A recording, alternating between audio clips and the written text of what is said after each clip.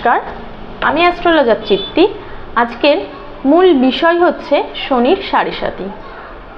এই শনির সাড়ে-সাতিতে কোন কোন রাশির ওপরে কি কি প্রভাব ফেলবে সেটাই আজকের ভিডিওতে বিস্তারিতভাবে জানব এবং এর থেকে কিভাবে কিছুটা মুক্তি পাওয়া যাবে সেই বিষয়েও আজকে জানাবো।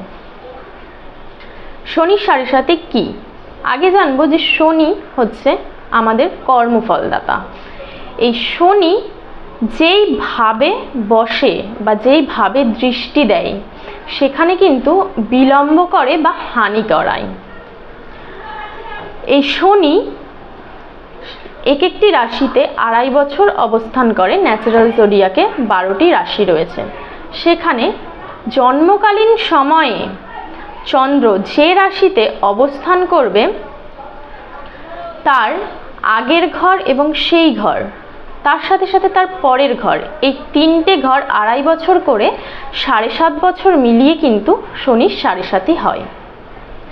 এই সাড়ে-সাতিতে কি প্রভাব পড়ে?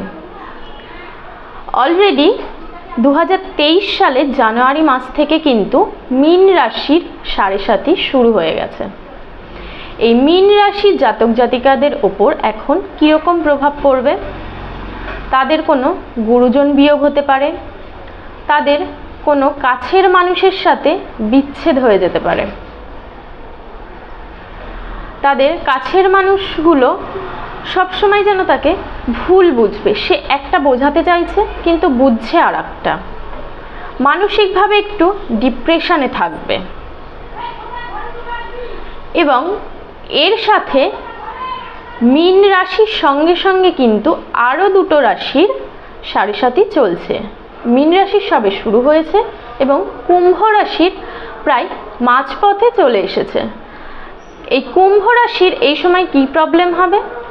শারীরিক অসুস্থতায় ভুগবে, কারণ শনি কুম্ভে বসে রয়েছে, তাই দেহের হানি ঘটাবে। এবং এর সাথে মকর রাশির কীরকম প্রবলেম হবে? মকর রাশির কিন্তু ধনস্থানে এখন গোচরে শনি বসে আছে, মানে কুম্ভ রাশিতে, তাই এর কিন্তু ধনহানি হবে। সঞ্চিত অর্থ এই সময় কিন্তু ব্যয় হয়ে যাবে। অনেক সময় দেখা যায় অনেকের ধারও নিতে হয়। মকর রাশির ক্ষেত্রে কিন্তু এখন এই সমস্যাগুলো দেখা যাবে।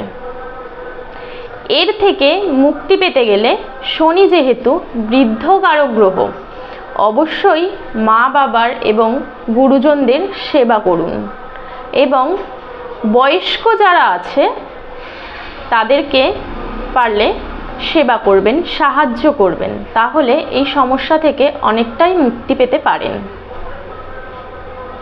আমার এই ভিডিওটি যদি আপনাদের ভালো লাগে তাহলে অবশ্যই লাইক এবং শেয়ার করবেন এবং এরকম আরও ভিডিওর আপডেট পেতে আমার ফেসবুক পেজটিকে ফলো করে রাখবেন। এবং কোনো যদি প্রশ্ন থাকে অবশ্যই আপনারা কমেন্টে জানাবেন, আমি চেষ্টা করব আপনাদের যথাযথ উত্তর দেওয়ার।